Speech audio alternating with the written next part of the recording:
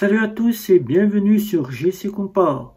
Les achats que tu devras cesser de faire pour améliorer ta budgétisation. Car tu le sais très bien, tu fais des achats et ça te plombe ces problématiques que tu as pour faire une budgétisation et te récupérer de l'argent. Alors, ces achats que tu vas devoir cesser tout de suite pour pouvoir en 2025 avoir une meilleure budgétisation, nous allons voir ça ensemble. C'est parti, on y va. Alors, tu te prépares une budgétisation et quand tu te prépares une budgétisation, tu as peut-être cette fiche budget 0. Si ce n'est pas déjà fait, ben je te mettrai le lien quasiment sous ton commentaire si tu me demandes cette fiche de budget 0.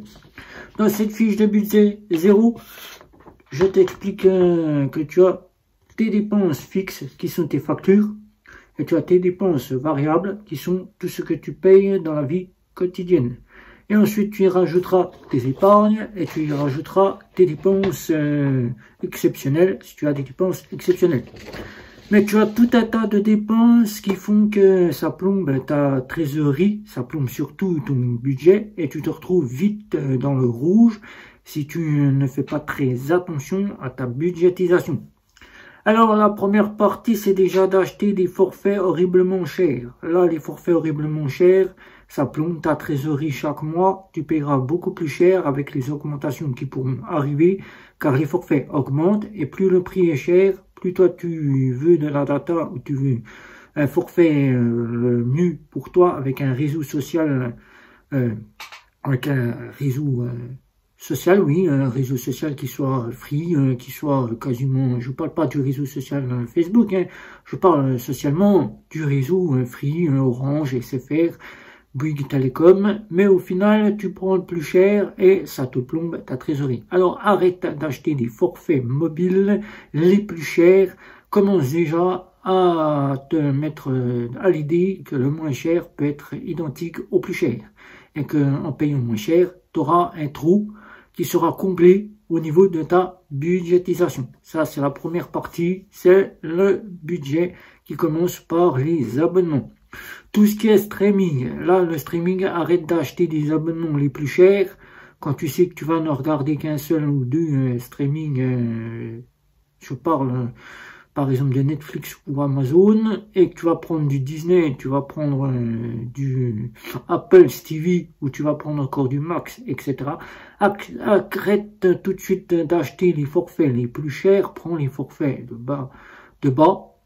Je parle de bas, les forfaits qui te coûteront déjà 2 fois moins cher, car les plus gros c'est bien, 4, 5, 6, 7 appareils. Chez toi, tout le monde ne regardera pas la partie Max ou bien Netflix ou bien Amazon en même temps que toi. Alors que tu pourras peut-être toi regarder Netflix et pendant ce temps-là proposer à quelqu'un d'autre s'il souhaite regarder Max ou par exemple regarder du Apple TV. Prends les forfaits moins chers, ça te coûtera moins cher et ton budget évitera le trou de ta trésorerie. Voilà. La partie simple que je vais te citer ici, c'est au travail, c'est bien d'avoir une réserve d'argent, de se constituer un petit portefeuille pour les semaines où on travaille. C'est bien d'avoir un petit peu d'argent sur soi quand on bosse, mais il faudrait peut-être que tu arrêtes, c'est d'aller à la machine à café qui te plombe ta trésorerie. La machine à café, c'est 1 euro, 1,20 € le café, et plus tu en prends, plus ta trésorerie en prend un coup. Alors cesse de passer à la machine à café, évite tout simplement de dire à tes collègues, attends, je vais te payer un café ou autre, prends une thermo, fais-toi du café, ça te reviendra 2 fois moins cher et tu auras le thermo pour la journée. Et là, tu pourras simplement te rendre directement vers la machine à café auprès de tes collègues. Et là, au lieu de te payer un café qui plombera ta trésorerie, fais-toi plaisir, la thermo, le café sera chaud, le sucre sera mis dedans et tu n'auras plus qu'à le verser et boire ton café. Donc là, ça te fera une économie déjà sur le café des 1,20 € que tu vas utiliser à chaque fois que tu passeras à la machine à café. La partie très importante, et ça je le vois, c'est souvent que je vois ça sur les réseaux sociaux, Je vois ça partout, j'entends parler partout, j'ai pas le temps, je peux pas rentrer chez moi, j'ai pas le temps de me faire à manger le midi.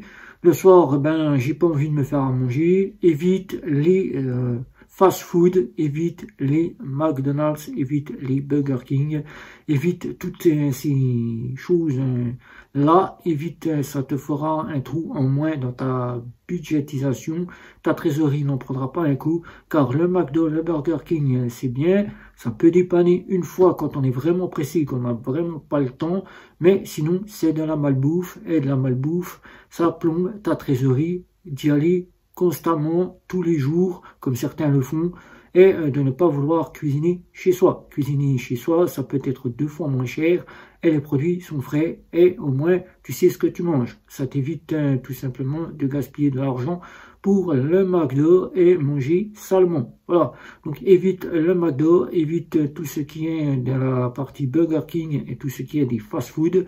Vas-y une fois de temps en temps pour te faire plaisir, car c'est un moment où tu peux te détendre, où tu n'as vraiment pas le temps, où tu veux vraiment pas cuisiner. Et là, prends 5 à 10 minutes, mange ton McDo et c'est tout, mais n'y va pas tous les jours, ça plombe ta trésorerie. La partie boulangerie, et ça, je le vois souvent le matin, ça m'est arrivé, ça arrive à n'importe qui. Le matin, c'est constamment tous les jours à la boulangerie pour acheter des petits pains, des croissants ou acheter des sandwichs pour le midi.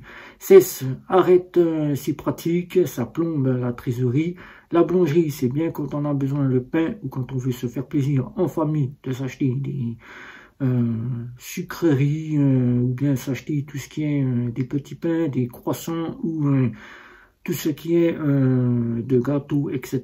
Le dimanche quand on est en famille, mais tous les jours y aller pour s'acheter le croissant, cesse, ça plombe ta trésorerie. Prends simplement le temps de déjeuner convenablement avec des produits sains, des produits par exemple des céréales, avec un fruit, avec du pain et un petit peu de confiture ou ce que tu veux dessus, ça tiendra l'estomac jusqu'à midi et ça t'évitera de dépenser de l'argent inutilement pour aller à la boulangerie. Cesse constamment de te dire je me rends chez Amazon ou je me rends chez Action. Là, chez Amazon, c'est bien quand tu as vraiment besoin de t'acheter quelque chose, mais cesse tous les mois de te dire j'ai besoin d'acheter chez Amazon. Ça plombe ta trésorerie d'acheter constamment. Chez Action, ne va pas tout le temps car tu as reçu des publicités, soit par email ou soit sur l'application Amazon, car tu veux absolument acheter parce que tu en as le besoin. Tu n'en as vraiment pas le besoin car souvent, ce que tu achètes, ça ne te sert quasiment à rien. C'est juste pour te dire que tu as été chez Action. Action, c'est bien, c'est des produits pas chers, mais ça peut vite plomber ta trésorerie. Alors, ne va pas chez Action tous les jours ou toutes les semaines pour aller simplement acheter un truc parce que tu en as le besoin. Cesse cette pratique, ça te fera un trou en moins dans ta budgétisation. Alors voilà, je t'ai expliqué ce qu'il fallait que tu évites durant l'année 2025, les pratiques les plus correctes à faire pour avoir une budgétisation correcte. C'est déjà de préparer cette petite fiche de budget 0. Si tu ne l'as pas encore, moi je t'invite à me la demander et moi je te mettrai le lien sous ton commentaire. De prendre conscience de ce que tu dépenses le plus, que ce soit dans les abonnements ou que ce soit dans les factures, de voir ce que tu peux économiser et une fois que tu as fait tes dépenses variables, de voir dans tes dépenses variables si tu peux te faire un petit pécule quasiment pour de l'épargne et si tu veux te faire un petit pécule de plaisir, eh ben, fais-toi un petit pécule de plaisir mais ne fais pas ce que je t'ai cité ici. Ça va vite plomber ta trésorerie, ça va vite plomber ton budget et au final tu seras constamment dans le rouge et tu ne pourras jamais finir tes fins de mois car en faisant ces pratiques-là, eh ben, je l'ai vécu, je me suis vite rendu compte que l'argent disparaissait vite de mon portefeuille. Et en enlevant certaines choses, quand j'étais comme vous le matin à aller à la boulangerie ou bien le midi à aller constamment au McDonald's tous les midis et tout simplement en me rendant compte en enlevant ces pratiques-là, eh ben, je me suis vite rendu compte que je pouvais me dégager des fonds pour ma vie quotidienne, mes dépenses variables ou bien mes dépenses fixes pour payer mes factures. Alors, Si toi tu es dans ce cas-là, eh ben, mets ces pratiques en 2025 en place, tu y verras, ta budgétisation sera meilleure et tes fins de mois seront meilleurs. Voilà.